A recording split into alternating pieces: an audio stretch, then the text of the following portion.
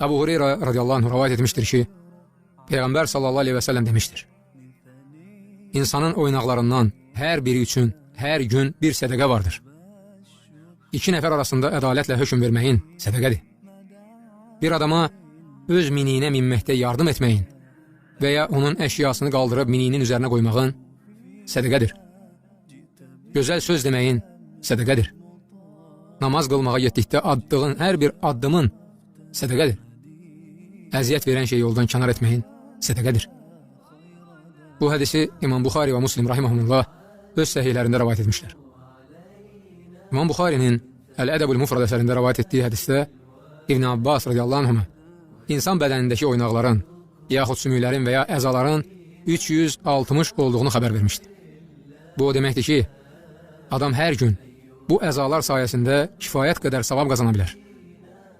Bu xüsusda Peyğəmbər sallallahu aleyhi ve sellem demişdir. Sizlərdən hər biriniz hər gün öz əzaları sayəsində sədəqə verə bilər.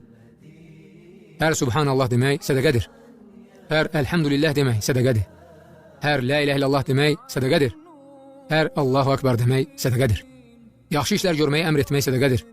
Pis əməllərdən çəkindirmək sədəqədir.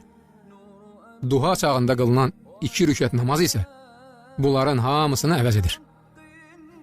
Duha namazının 360 oynağın qazandığı savabı əvəz etməsinin hikməti bundadır ki, namaz qılanda bütün oynaqlar hərəkət edir. Yəni, savab qazanır.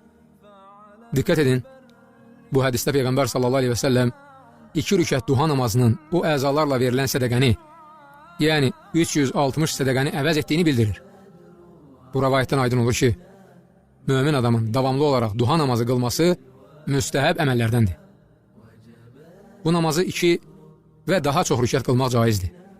Vaxtı da günəş üfüqdən bir nizə hündürlüyündə yüksəldiyi andan ta zenitə yüksəlməsinə 10 dəqiqə qalmışa qədərdir.